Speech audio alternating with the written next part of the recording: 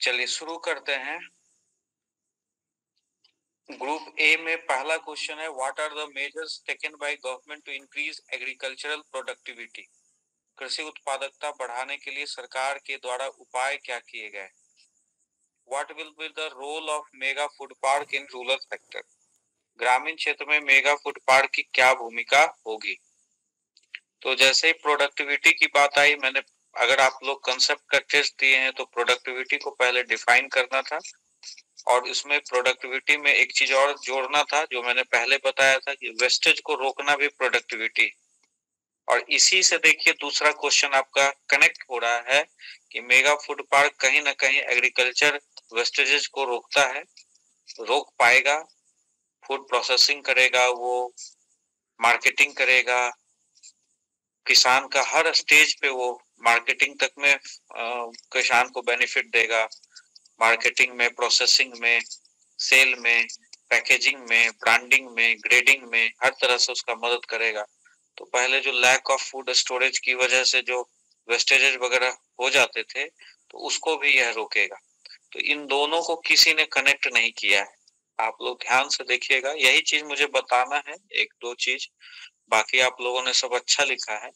Question पूछने का कारण थोड़ा सा समझना पड़ेगा।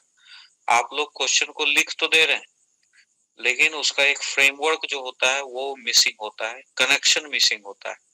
एग्रीकल्चर प्रोडक्टिविटी को पहले डिफाइन कीजिए, उसके बाद मेजर्स जो भी सरकार ने उठाए हैं सिंस ग्रीन रिवॉल्यूशन वो सभी पॉइंट वाइज दीजिए।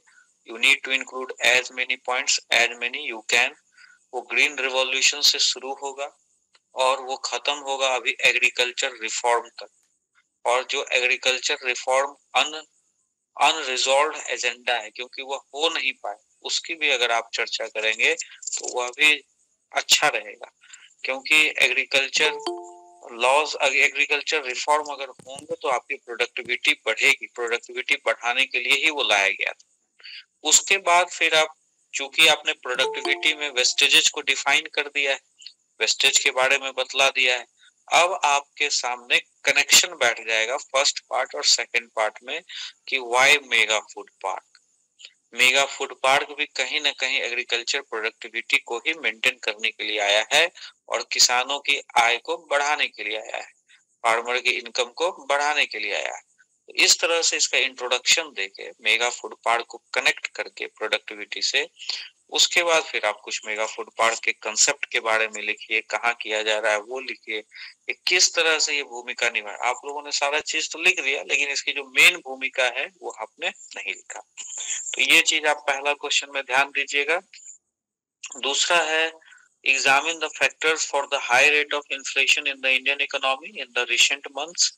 हाल के महीनों में भारतीय अर्थव्यवस्था में मुद्रास्फीति के उच्च दर के कारकों की जांच कीजिए और suggest measures to keep the inflation within the Reserve Bank of India's tolerance band. मुद्रास्फीति को भारतीय रिजर्व बैंक के सहिष्णुता बैंड के भीतर रखने के उपाय सुझाएं। अब इसमें भी वही कमी, जो क्वेश्चन का मांग है वहां पर है ही नहीं। बहुत सारे लोग, मतलब मेजोरिटी ऑफ लोग वहां है ही नहीं। Inflation, types of inflation, impacts of inflation, type मतलब WPI CPI सब लिख रहा है, क्या मतलब, पूछा ही नहीं जा रहा। आपसे पूछा है factors for the high rate of inflation in the Indian economy, मतलब कौन से कारक हैं जो अभी इन्फ्लेशन को बढ़ा रहे हैं। तो आप 40 नंबर का क्वेश्चन है तो थोड़ा सा आप इसको खींच सकते हैं कि इन्फ्लेशन से शुरू कीजिए। इन्फ्लेशन के नेचर के ऊपर आप अभी बात कर सकते थे दूसरी पैराग्राफ में कि भारत में अभी इन्फ्लेशन का प्रकार क्या है। उस पे ना फूड इन्फ्लेशन पे आप एक पेज लिख सकते थे। भारत में भी ज्यादातर फूड इन्फ्लेशन हुआ था। आप देख रहे थे तेल का कीमत आसमान छू रहा था। आप लोग क्वेश्चन को समझे नहीं और आप लोग जो जानते हैं वो लिख दिए। Types of inflation, impacts of inflation, किस पे क्या प्रभाव पड़ेगा, पॉजिटिव निगेटिव, ये सब नहीं लिखने कहा था। तो इन्फ्लेशन को डिफाइन करते हुए, एग्जाम्पल देते हुए आप जंप कर सकते थे नेचर ऑफ इन्फ्लेशन कि राइट नाउ इंडिया में कि कहाँ इन्फ्लेशन, किस तरह का इन्फ्लेशन, इस पे आप एक पेज डेडिकेट कर सकते थे। तो उसमें फूड इन्फ्लेशन आ जाता। उसके बाद फिर कुछ और कारण जो अभी इन्फ्लेशन के हैं उस पे फिर फोकस कर देते हैं, जैसे एनर्जी प्राइसेस जो बढ़ रहे हैं उसकी वजह से भी इन्फ्लेशन है। चाइना में जो लॉकडाउन हुआ, दोबारा जो लॉकडाउन हुआ, तो कहीं ना कहीं सप्लाई चेन बॉटलनेक्स अभी भी बना हुआ है। रशिया यूक्रेन, आप क्राइसिस भी लिख सकते हैं, रशिया यूक्रेन वार भी लिख सकते हैं।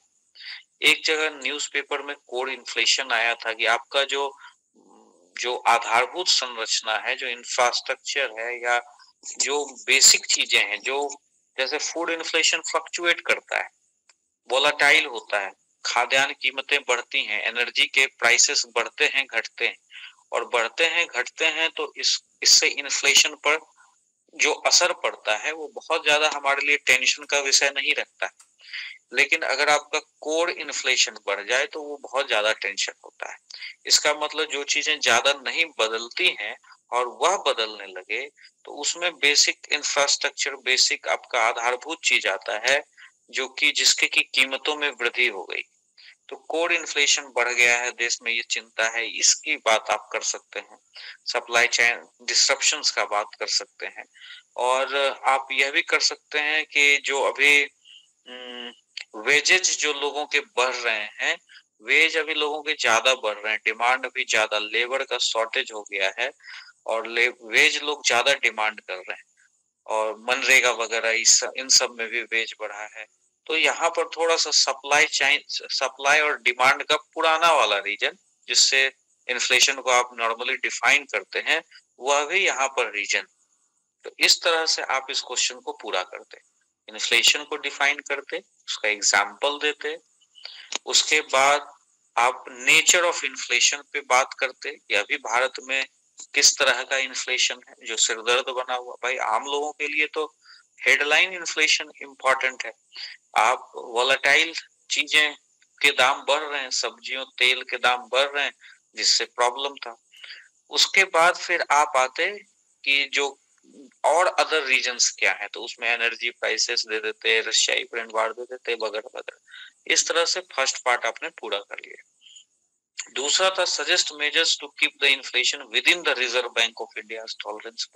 इसका मतलब यहाँ पर आरबीआई टॉलरेंस बैंड कुछ चीज है, इसके बारे में थोड़ा सा डिफाइन करना था कि क्या है टॉलरेंस बैंड, किस तरह का ये कंसेप्ट है, क्यों 4% प्लस माइनस 2 से 6% का इन्फ्लेशन क्यों, क्या इसका जीडीपी से कोई कनेक्शन है, ये सब हमने क्लास में बताया हुआ है, देखिएगा।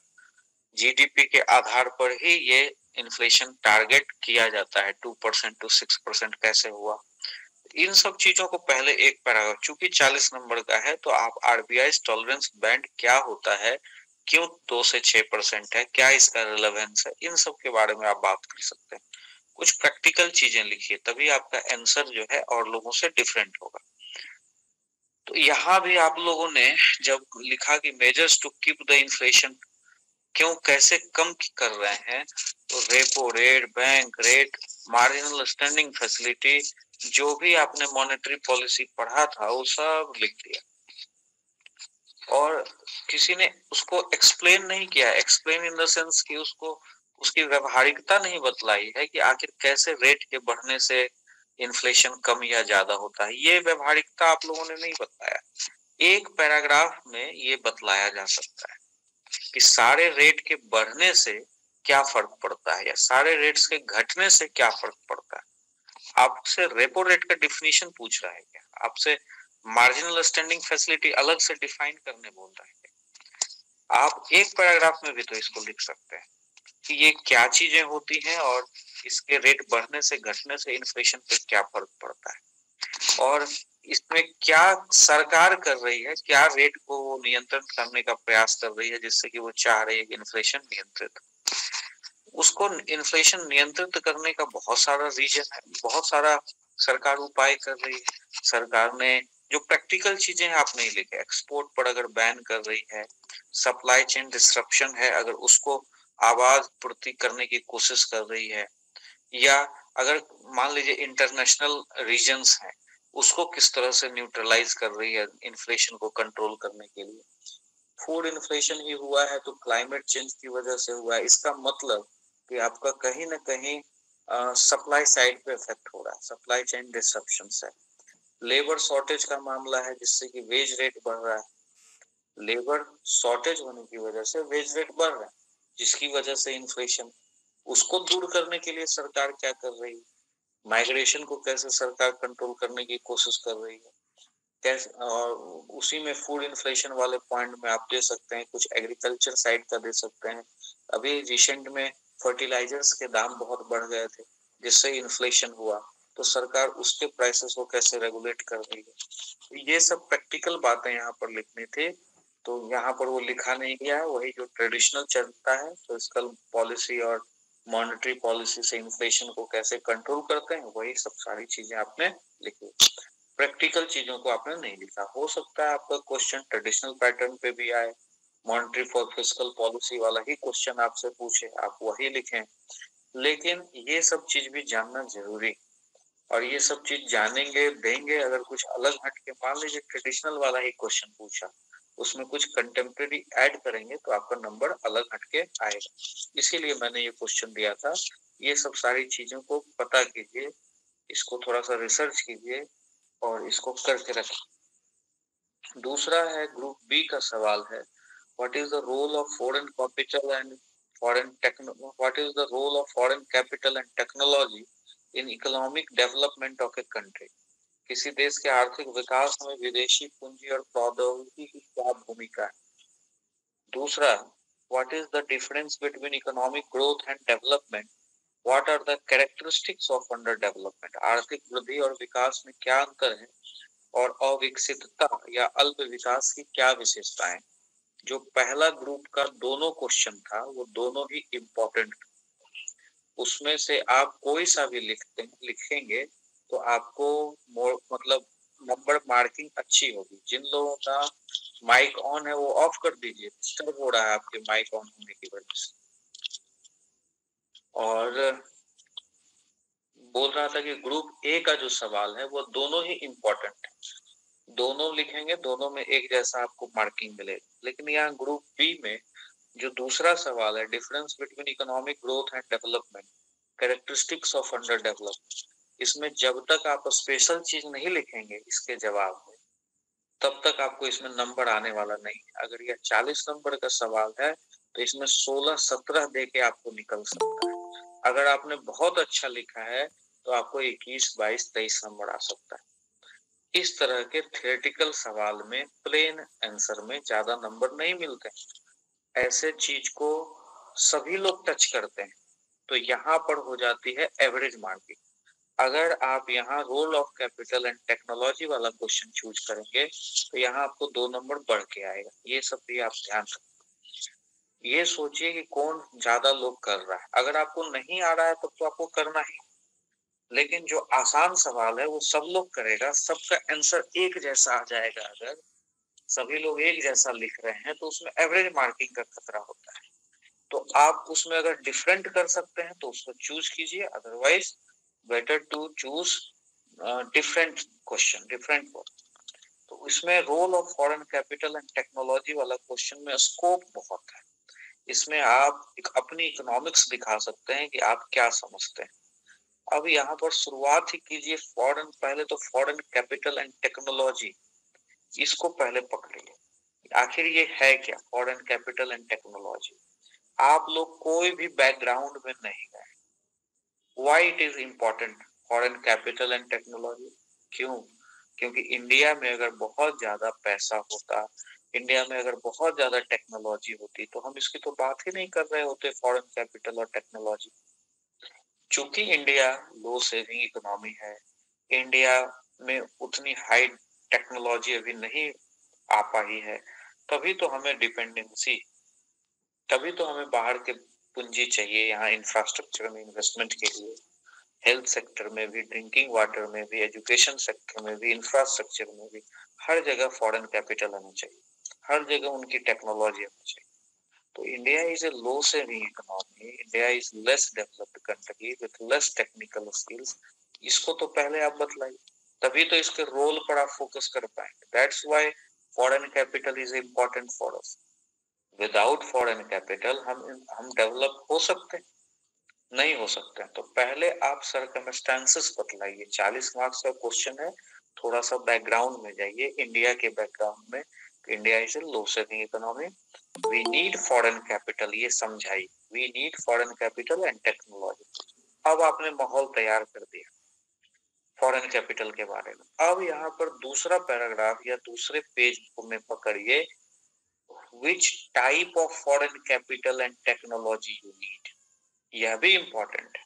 यहाँ पर है एफडीआई और एफआईआई। अब एफडीआई और एफआईआई में अंतर बतलाइए। विच वन इज इंपॉर्टेंट, उस पे फोकस करिए। किसी ने नहीं बतलाया, किसी ने नहीं बतलाया कि एफडीआई मोर रिलायबल है। आपकी इंडियन इकोनॉमी किस पे पहले ज्यादा रिलाई करती थी? ब्लैक मनी पर हमारी इकोनॉमी चल रही थी। आज एफडीआई को मायाराम कमेटी ने रीडिफाइन किया। क्यों किया? क्योंकि हमें अब एफडीआई को अट्रैक्ट करना है। बाहर से जितना भी पैसा आए वो हमें एफडीआई के रूप में आए, क्योंकि इंटरेस्ट लायबिलिटी इसमें नहीं होती है। वो लोग आते हैं तो यहाँ पर अपना इंफ्रास्ट्रक्चर लगाते हैं, यहाँ के एसेट्स को क्रिएट करते हैं, तो इजिली वो बाइंड अप करके यहाँ से नहीं जाएंगे। लेकिन जो एफआईआई आता है उसमें वो इजिली बाइंड अप करके चले जा सकते हैं। अगर वो किसी जगह किसी कंपनी शेयर खरीदते हैं, वो अपना शेयर बेच के जा सकते हैं। तो यहाँ पर फॉरेन कैपिटल के नेचर पर फिर आना है आपको कि which type of foreign capital India needed, which one is more reliable, FDI FII. तो पहले पैराग्राफ में आपको बैकग्राउंड बनाना है कि व्हाई फॉरेन कैपिटल, इंडिया को क्यों चाहिए, क्या जरूरत है इसकी। उसके बाद दूसरे में इसके नेचर पे जाइए कि हमें किस तरह का फॉरेन कैपिटल चाहिए। और उसके बाद फिर जो भी सारे आपके पॉइंट्स हैं जो आपने लिखा है, प्लेन आंसर जिसको मैं बोलता हूँ कि डेवलपमेंट हो जाएगा, इंफ्रास्ट्रक्चर हो जाएगा, गरीबी दूर हो जाएगी, फॉरेन कैपिटल से ये हो जाएगा, वो हो जाएगा, वो सब लिख दीजिए। फैक्ट्री बनेंगे, स्मॉल स्केल इंडस्ट्री में डेवलपमेंट होगा, इंफ्रास्ट्रक्चर होगा, ट्रेन बनेगा, पुल बनेगा, जो आपको लिखना है लिख लीजिए। तो इस तरह से इस क्वेश्चन को टारगेट करना था। इस तरह से लिखेंगे तो अच्छा होगा। फिर ग्रुप सी का क्वेश्चन है जिसको मैंने नंबर आप लोगों को फ्री में दे दिया है। मैंने बहुत लोगों को लिखा है कि मिलिएगा, बात करिएगा। गूगल मीट में ही 10 आदमी जुड़ता है, टेस्ट में 98 लोग शामिल है, टेस्ट लिखता है 25 लोग और गूगल मीट में शामिल होता है 10 लोग। तो आप लोग देख लीजिए कि आप लोग कितने सीरियस। किसी के कॉपी में भी लिखा भी है कि इस क्वेश्चन में मिलना, इस क्वेश्चन में फोन पे बात करना। तो अभी तक एक धीरेन्द्र को छोड़ के मुझसे तो कोई संपर्क भी नहीं करता है। अब कितना सीरियसनेस है आप लोग में देख लीजिए। एकदम झारखंड में अभी निकालना डिप्टी कलेक्टर और डिप्टी एसपी बड़ा आसान, क्योंकि कोई भी सीरियस कैंडिडेट जेपीएससी का प्रिपरेशन ही नहीं कर रहा है, सब टाइम पास। अभी अदिति कही कि 1 रुपया भी हम खर्च नहीं कर सकते। 1 रुपया हम कर्ज लेके 2 लाख खर्च कर दें। अगर मेरा हो कि हमें जेपीएससी निकालना है और हम निकाल लेंगे, तो हम कर्ज ले लेंगे और 5 लाख खर्चा कर देंगे और उसके बाद निकाल के जिससे लिए हैं वो हम चुका देंगे। तो मोटिवेशन इस तरह का होना चाहिए, पॉजिटिव एटीट्यूड रखना चाहिए। यहाँ कोई भी सीरियस प्रिपरेशन करने वाला नहीं। में मैंने कितने के कॉपी पे लिखा है कि मिलिएगा, बात करिएगा, कोई खोज खबर लेने वाला नहीं। Critically examine the liberalisation, privatisation and globalisation. Critically word किसी को समझ में नहीं है। फिर लिखा है globalisation reforms of 1991 which aim to promote, और 3 बातें लिखी हुई, economic growth, increase competitiveness and attract foreign investment. आप लोग दिल पे हाथ रख के बोलिए कि एलपीजी के बाद कैसा हुआ है, इसके ऊपर फोकस किया है। क्या आपने इंक्रीज कॉम्पिटिटिवनेस, क्या कॉम्पिटिटिवनेस बढ़ा, लोगों के चॉइसेस बढ़े, किस तरह का कंपटीशन इंडस्ट्री में हुआ, क्या छोटे उद्योगों को क्या नुकसान हुआ, क्या आप लोगों ने इस पे फोकस किया। फॉरेन इन्वेस्टमेंट, क्या इंडिया में फॉरेन इन्वेस्टमेंट 1991 के बाद बढ़ गया, क्या हमें फिस्कल डेफिसिट हो गया, क्या हमने इंटरेस्ट लायबिलिटी हमारी बढ़ गई, क्या हमें और अधिक उधार लेना पड़ा? इस तरह की चीजें आपने लिखी। आपने क्या लिखा? Positive and negative impacts of globalisation. धन्य है आप लोग। सकारात्मक और नकारात्मक की दिमाग से निकल ही नहीं रहा है। अरे क्वेश्चन का डिमांड समझ लीजिए। ग्लोबलाइजेशन का प्रभाव लिख देते हैं आप। ये ग्लोबलाइजेशन का प्रभाव पूछ रहा है, ये पूछ रहा है क्रिटिकली एग्जामिन, और यह हिंट दे दिया कि किस किस चीज का क्रिटिकली एग्जामिन करना है। तो 3 चीज लिखा, economic growth, competitiveness and foreign investment. आपका आंसर क्या इन तीनों पर टिका हुआ है? नहीं। आपने सब कुछ लिख दिया जो आप एलपीजी के बारे में जानते थे, उसके प्रभावों को लिख दिया। आपका कंक्लूजन तक नहीं सही बैठ रहा है इस क्वेश्चन के डिमांड, क्योंकि यहाँ तो क्रिटिकली था। इकोनॉमिक ग्रोथ बढ़ा है कि घटा है, इंडिया को कैसे फायदा हुआ है, क्या इंडिया साइन किया है, इकोनॉमिक ग्रोथ बढ़ा है, उसके ऊपर क्रिटिकली। अगर बढ़ा है तो भाई ट्रिकल डाउन थ्योरी नहीं हो पाया, गरीबों को उतनी अच्छी, गरीबों का भला नहीं हो पाया, तो क्रिटिकली ये सब लिखना था। इकोनॉमिक ग्रोथ कि ट्रिकल डाउन थ्योरी काम नहीं किया, एलपीजी तो हुआ, ग्रोथ तो हुआ, नंबर्स तो बढ़े, लेकिन ट्रिकल डाउन थ्योरी काम नहीं कर पाया। एग्रीकल्चर में गरीबी बढ़ी, डिपेंडेंसी एग्रीकल्चर पर जिन लोगों की रही वो लोग और गरीब थे।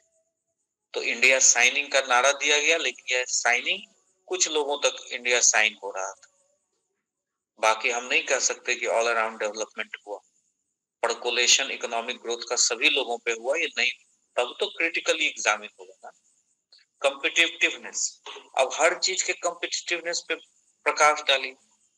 एग्रीकल्चर कॉम्पिटिटिवनेस, इंडस्ट्री कॉम्पिटिटिवनेस, भाई, और इससे लोगों के चॉइसेस पे भी फर्क पड़े। लोगों को बहुत सारे चॉइसेस मिल गए, एक से एक गुड्स हम लोग खाने लगे, वहां कंपटीशन आया, प्रोडक्ट आपके सामने एक से एक आए, लेकिन यह कंज्यूमरिज्म को बढ़ावा दे दिया, उपभोगवाद को बढ़ावा दे दिया।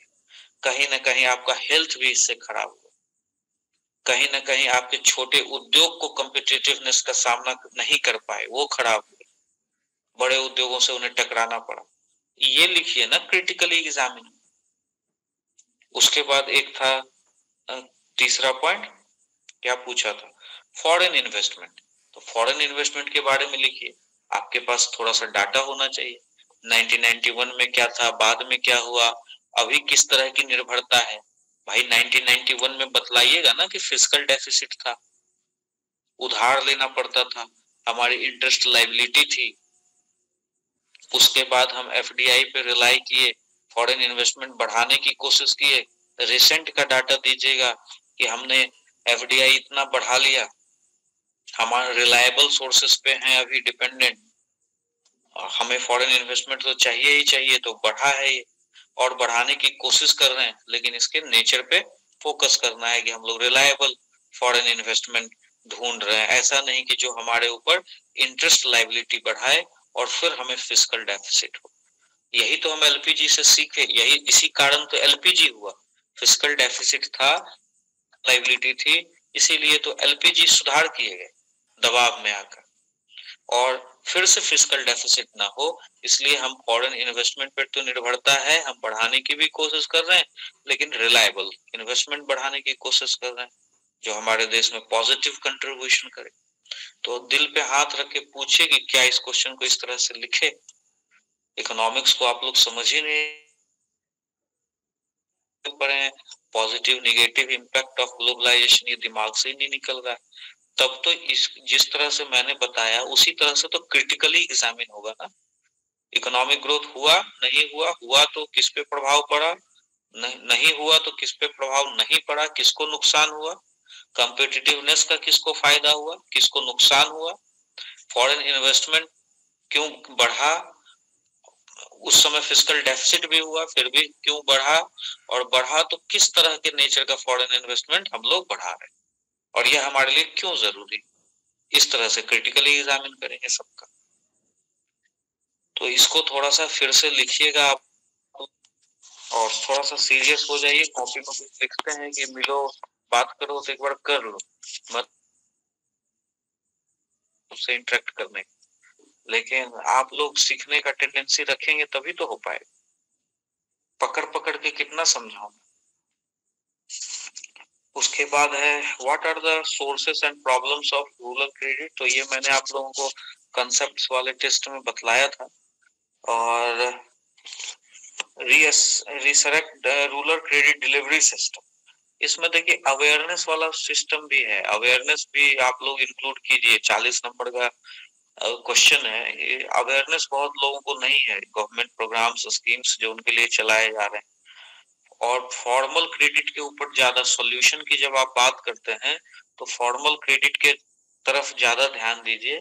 आरआरबी नाबार्ड का महत्व है, रहेगा।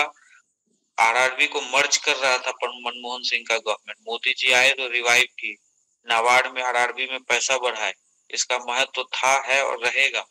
स्पॉन्सर्ड स्कीम्स जो गरीबों के लिए चलाए जाते हैं, लोन, किसान सम्मान निधि, ये सब, इन सब के सही से इम्प्लीमेंटेशन के लिए ये सब जरूरी है। माइक्रो फाइनेंस वाला नहीं भूलिएगा कि माइक्रो फाइनेंस इंस्टीट्यूशंस जो है वह प्रॉब्लम उसमें नहीं भूलिएगा, वो जरूर दीजिएगा। ये क्वेश्चन मोर एंड लेस सभी ने अच्छा लिखा है। और बस आप माइक्रो फाइनेंस वाला पे ध्यान दीजिएगा, नहीं लिखे हैं बहुत लोग। एक बच्चा लिखा है बहुत अच्छे से माइक्रो फाइनेंस, सुमित शायद लिखा है, सुमित कंचन, माइक्रो फाइनेंस वाली चीज को बहुत बढ़िया से वो लिखा है। और बाकी इसमें ठीक है। फिर ग्रुप डी सभी लोगों ने बहुत अच्छा लिखा है। आप लोग जो पढ़े हैं जैसे मृदा अपरदन, सॉइल इरोजन, या जो भी पॉइंट है, 4-5 पॉइंट एग्रीकल्चर का प्रॉब्लम या 4-5 पॉइंट इंडस्ट्री का, बिल्कुल सही है जो आपके ट्रेडिशनल बुक्स में लिखे हुए हैं। अप्लाइड पार्ट यहाँ आप लोग भूल गए। अगर आप agriculture as a whole India की भी बात करें तो एग्रीकल्चर में कुछ इनहेरेंट प्रॉब्लम है। ओवरबर्डन्ड एग्रीकल्चर, प्रोडक्टिविटी कम है। आपने इन सब चीजों को छोड़ दिया। ओवरबर्डन्ड है इसका मतलब डिसगाइज अनएम्प्लॉयमेंट है, प्रचंड बेरोजगारी। तो भाई आपका जहां भी राम कुमार तिवारी में लिखा हुआ है या कहीं और बुक में कुछ लिखा हुआ है, मृदा अपरदन, पानी की सिंचाई की समस्या, ये सब अगर लिखा हुआ है तो इसका शुरुआत तो एग्रीकल्चर का बेसिक जो प्रॉब्लम है वो पूरे भारतवर्ष में एक ही, प्रोडक्टिविटी का कम होना, ओवरबर्डन्ड एग्रीकल्चर, ये सब का थोड़ा सा देना होगा इसमें। प्रचंड बेरोजगारी से कैसे नुकसान है। और इंडस्ट्री वाले में भी सेम कि मोर एंड लेस जो भारत के लिए दिक्कत है उसको आप लोगों ने अप्लाइड चीज को छोड़ दिया। झारखंड में स्मॉल स्केल इंडस्ट्री है बहुत ज्यादा, इसके ऊपर आप लोगों ने ध्यान दिया। झारखंड में माइग्रेशन का प्रॉब्लम क्या इंडस्ट्री से नहीं है? आप लोगों ने माइग्रेशन वाला, ये तो रोज हिंदी अखबार जो आपका यहाँ से पब्लिश होता है वहां भी छप रहा है इंडस्ट्री में माइग्रेशन वाला। जब मजदूर ही आपका निकल जाएगा यहाँ से, स्किल्ड लोग नहीं मिलेगा यहाँ, तो यहाँ के फैक्ट्री कैसे चलाएंगे? तो ये वाला, ये ऑल ओवर इंडिया में ये चीजें हैं, स्मॉल स्केल इंडस्ट्री, माइग्रेशन, ये सबको मत भूलिए। तो यही सब कमी था इसमें, बाकी सब ने बढ़िया लिखा है। मुझे लगता है 22-24 नंबर मैंने सबको दिया है, किसी किसी को 25-26 नंबर भी दिया है। झारखंड आप लोगों ने बढ़िया से तैयार किया है, लेकिन अप्लाइड चीजें इसमें लिखिए। जो एग्रीकल्चर एज ए होल के लिए प्रॉब्लम है वो झारखंड के लिए भी प्रॉब्लम, उन सब चीजों को आप लोग नहीं लिखते हैं। इंडस्ट्री एज ए होल जो इंडिया के लिए प्रॉब्लम है वो झारखंड में भी problem, migration, small scale industry, ये सब पॉइंट को पकड़िए। इसको थोड़ा सा मेरे नोट्स में हमने इसको कवर करने की कोशिश की है। एक कुछ अभी सेक्शन डी का नोट्स मिलना बाकी है, वो मिल जाएगा, उसमें ये सारी चीजें कवर हो जाएंगी। तो आज के डिस्कशन के लिए इतना ही। कुछ आप लोगों को 1-2 सवाल कुछ पूछना है तो पूछिए।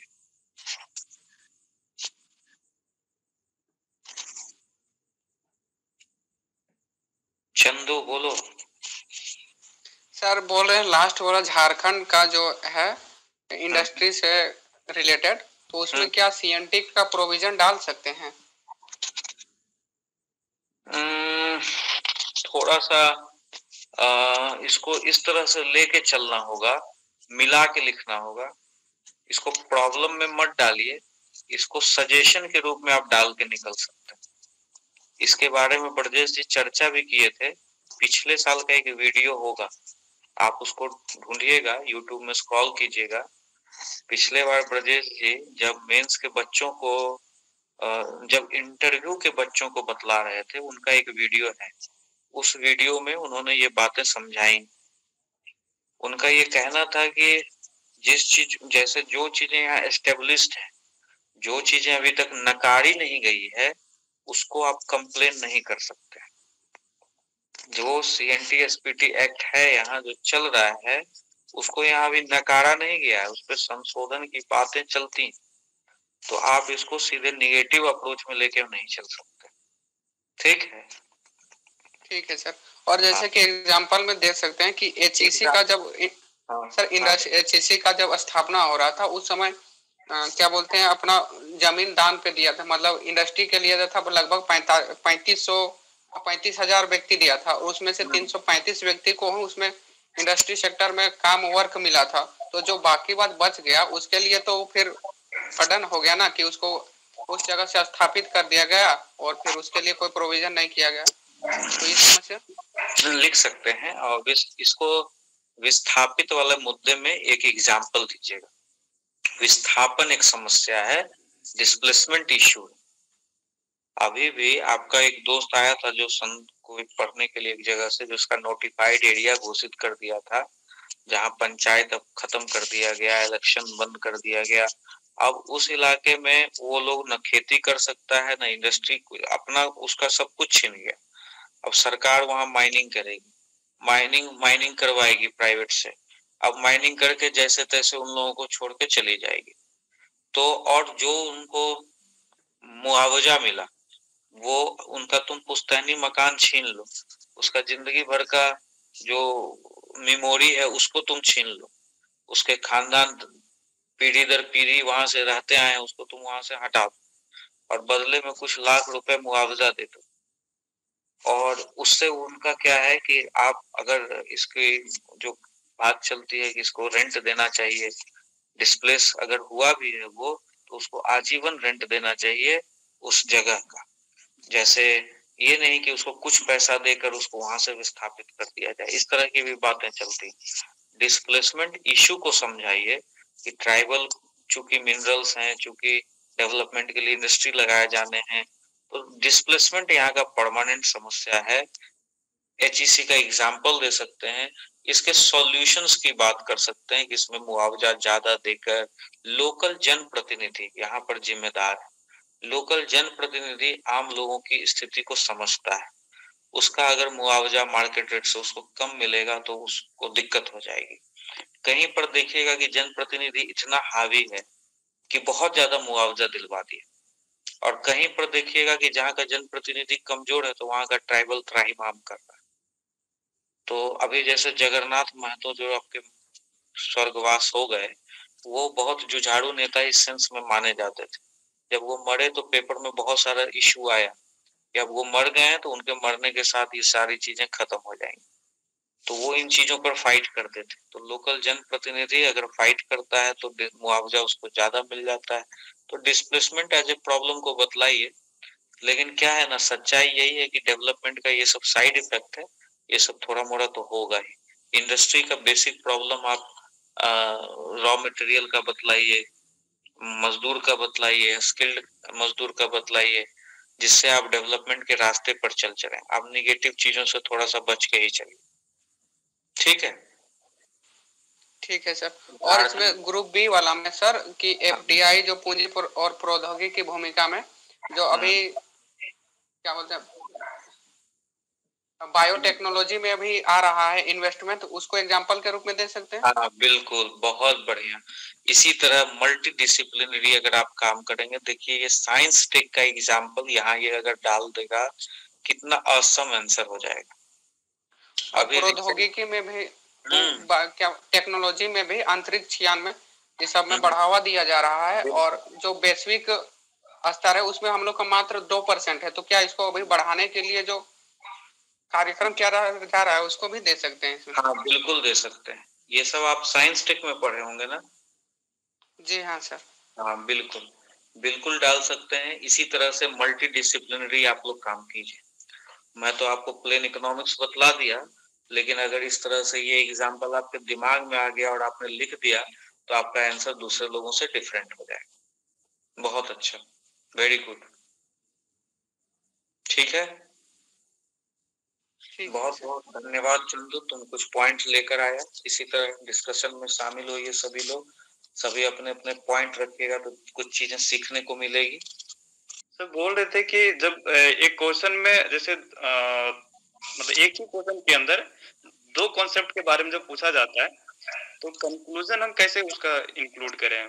जैसे कि ग्रुप बी का जो क्वेश्चन था, आर्थिक वृद्धि और विकास में क्या अंतर है, ये तो पहला था। और दूसरा टॉपिक था कि अविकसित की क्या विशेषताएं हैं, अविकसित या अविकसित की क्या विशेषताएं थी। ये दोनों अलग अलग कॉन्सेप्ट लग रहा है, तो उसको दोनों बिल्कुल भी अलग कंसेप्ट नहीं है। इकोनॉमिक ग्रोथ कैसे होता है? अगर आप यूटिलाइजेशन ऑफ रिसोर्सेस करेंगे तभी तो आपका इकोनॉमिक ग्रोथ होगा ना। हाँ सर, होगा कि नहीं? अगर आप अब कैरेक्टरिस्टिक्स ऑफ अंडर डेवलपमेंट में यूटिलाइजेशन ऑफ रिसोर्सेस होता है कि नहीं? मतलब हिंदी में मैं बतलाता हूँ कि अगर आप लिख रहे हैं कि और क्या बोलते हैं इसको, अल्प विकास की विशेषताएं, तो अल्प विकास की विशेषताएं में अगर मैं एक पॉइंट बोलूं कि संसाधनों का कम अंडर यूटिलाइजेशन को हिंदी में क्या बोलते हैं? कम हाँ, उसका यूज नहीं कर पाना, अधिकांश यूज नहीं कर पाना। तो अगर आप वो नहीं कर पा रहे हैं तो आप अंडर डेवलप्ड कहलाएंगे, मतलब कि आपका यह विषय। और इकोनॉमिक ग्रोथ कब करेंगे?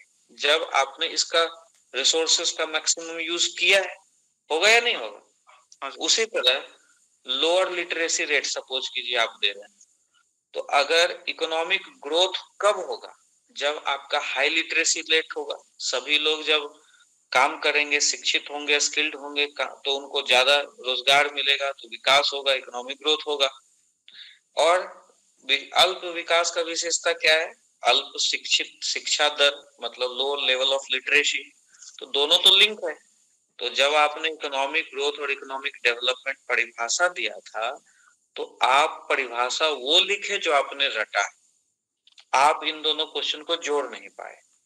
इसीलिए जो लोग इकोनॉमिक ग्रोथ, इकोनॉमिक डेवलपमेंट को बॉक्स वॉक्स बना के लिख रहे थे, तो मैंने कहा कि बुकिश है, चाइल्डिश है। आप इकोनॉमिक ग्रोथ, इकोनॉमिक डेवलपमेंट को समझाइए। आर्थिक समृद्धि कैसे आती, आर्थिक विकास किसको कहते हैं, और उसी को समझाने के क्रम में भाई साहब आप बतला देंगे कि यह तभी संभव है जब रिसोर्सेस का यूज हो, जब शिक्षा हो, जब हाई पर कैपिटा इनकम हो, तभी तो हम इकोनॉमिक ग्रोथ की सीढ़ियों पर चढ़ेंगे, आर्थिक विकास का टेस्ट लेंगे। और फिर कहिएगा कि इसी से अल्प विकास का विशेषता आप आसानी से समझ सकते हैं इकोनॉमिक ग्रोथ बतलाने के बाद, कि अब जो देश इन सब चीजों में पीछे रह गया वह उसमें इस तरह के अल्प विकास की विशेषताएं पाई जाती। एक पैराग्राफ में फिर उसको लिखिए, फिर अलग अलग पॉइंट बना के उसको डिटेल में डिस्कशन करिए। तो दोनों कनेक्ट हुआ या नहीं हुआ? Yes sir. हाँ, तो आप लोग कनेक्ट नहीं करते। आप लोग ना इसको कनेक्ट किए, ना रोल ऑफ फॉरेन कैपिटल को कनेक्ट किए, ना वो हाई रेट ऑफ इन्फ्लेशन को कनेक्ट किए। और सूरज, अभी तुम डिस्कशन में कब आए थे बतलाना? 10 मिनट बाद मतलब ज्वाइन किए। तो क्यों? वो सर टाइम का तो फोन आ गया था, तो टाइम का तो पता नहीं चला। वही चीज हम शुरू में बतला दिए थे। एक क्वेश्चन लिंक कैसे करते हैं शुरू में सुनना। एग्रीकल्चर प्रोडक्टिविटी वाला जब बतला रहे थे तो उस समय बतलाए कि कैसे लिंक करते हैं एग्रीकल्चर प्रोडक्टिविटी और मेगा फूड पार्क वाला। ठीक है, सुनना उसको। इसी तरह जब तुम लिखोगे ना, जब तुम सोचोगे तो लिंक कर पाओगे। चलो, और दो लोगों ने कुछ पूछा। हाँ बोलिए सर। पूछ रहे थे कि जैसे कि हम लोग लिखते हैं, या तो मैं भी लिखता हूँ, तो पहले कोई चीज का पॉइंट आउट कर लेता हूँ कि गरीबी का कारण ये है, निम्न प्रति व्यक्ति आय है, या तो फिर इंडस्ट्री सेक्टर पर डेवलपमेंट की कमी है, और प्रति व्यक्ति आय भी कम है, ऐसे पॉइंट बना लेता है, उसके बाद उसको डील करते हैं, तो इससे पूरा डायमेंशन नहीं बन पाता है। तो इसके लिए डायमेंशन बनेगा, ऐसे ही फ्रेमिंग ऐसे ही की जाती है, डायमेंशन बनेगा। अभी आप रिवाइज जब बार बार करेंगे ना, जब और टेस्ट लिखेंगे, तो आपको एक समय ऐसा आएगा कि आपको फ्रेमिंग करने की भी जरूरत नहीं होगी। अभी जैसे मैं आपके सामने बैठ के बात कर रहा था, 5 पॉइंट डिस्कस कर रहा था, तो मेरे पास तो कोई एग्जैक्ट फ्रेमिंग नहीं था। अभी तो चीजें शुरू हुई और मैंने बोल दिया। मैं क्लास में भी जाता हूँ तो आप देखते हैं कुछ लेकर नहीं जाता हूँ, जो चीजें होती हैं वो मैं बोल देता हूँ। तो ये कहाँ से आता है? ये ना एक थॉट प्रोसेस होता है। थॉट प्रोसेस तभी विकसित हो पाएगा, डेवलप हो पाएगा, जब आप चीजों को बार बार करते हैं। 2-4 बार और लिखिए, टेस्ट हो जाएगा। एक समय ऐसा आएगा कि लिखने की भी जरूरत नहीं पड़ेगी, फ्रेमिंग करने की भी जरूरत नहीं पड़ेगी। इतना बढ़िया हो जाएगा थॉट प्रोसेस। लेकिन शुरुआत में ऐसे ही करते हैं। जैसे आपने साइंस वाला पॉइंट ऐड किया अभी, और बहुत लोग उसको ऐड नहीं कर पाएंगे, तो आप क्यों ऐड कर पाए? क्योंकि आपने उन लोगों से ज्यादा पढ़ा है ना, कुछ तो ज्यादा पॉइंट आप निकाले, आपका दिमाग मल्टीडिसिप्लिनरी काम किया। तो इसी तरह होगा कि लिखते लिखते 2 पॉइंट और दिमाग में आ जाए। तो वो तभी होगा जब आप चीजों को बार बार रीड और रिवाइज बार बार कर रहे हैं। और टेस्ट लिखना बहुत जरूरी है। इसीलिए मैं 2100 रुपया में पहला राउंड का टेस्ट ले रहा हूँ, 1100 दूसरा राउंड का। अभी 500 रुपया लूंगा, जो दूसरे राउंड में शामिल है वो मात्र 500 देगा, तो वो तीसरे राउंड में शामिल हो जाएगा। सर मेरा एक क्वेश्चन है सर। हाँ धीरेन्द्र जी। सर जैसे प्रॉब्लम्स ऑफ इंडस्ट्री में एक तो आपसे हम इलेक्ट्रिसिटी का पूछे थे। हाँ। और एक इंफ्रास्ट्रक्चर का, मतलब इसमें आ जाएगा लैंड एक्विजिशन का। ठीक है, जैसे पिछले साल हम पेपर में पढ़े थे कि इन्वायरमेंटल क्लियरेंस और लैंड एक्विजिशन की वजह से झारखंड में 5 इकोनॉमिक कॉरिडोर जो है वो डिले हो रहा है, अभी तक बना नहीं है। तो ये पॉइंट तो डाल सकते हैं? बिल्कुल डाल सकते हैं। और लैंड एक्विजिशन कहीं ना कहीं CNT SPT एक्ट के कारण डिले हो रहा है। जैसे कि ब्लेम डायरेक्ट करने में थोड़ा सा हमको लगता है कि नहीं करना चाहिए, इतना भी पॉजिटिव नहीं होना चाहिए। थोड़ा सा समझिए कि आप सीधे गवर्नमेंट पे ब्लेम हो जाएगा ना। चीजें तो वही है, बात तो वही है, लेकिन उसके लिए काम किया जा रहा है और ये फैक्ट है। अब पेपर वेपर में जो चीजें होती हैं वो थोड़ा सा क्रिटिकल होती हैं। हम लोग तो ब्यूरोक्रेट बनने जा रहे हैं, तो थोड़ा सा मिला के चलने में ही फायदा है। बहुत ज्यादा क्रिटिकल लिखना जरूर सही नहीं। तो बस लैंड एक्विजिशन और इन्वायरमेंटल क्लियरेंस देके छोड़ देंगे? उसमें आप सजेशन दे दीजिए कि अभी अभी अखबार में ऐसा आया था, अगर इसमें कोई ये व्यवधान हो रहा है तो इस पर भी सरकार अगर ध्यान देती है तो ये शायद चीजें और बेहतर हो सकेंगी। इस तरह का लिख दीजिए। ठीक है, ठीक है, वे फॉरवर्ड में सजेशन टाइप में लिख दीजिए। ठीक, इंटरव्यू में भी इस चीज का ध्यान रखिए, नहीं तो फंसा देता है। चलिए, ऑल द बेस्ट सभी लोगों को।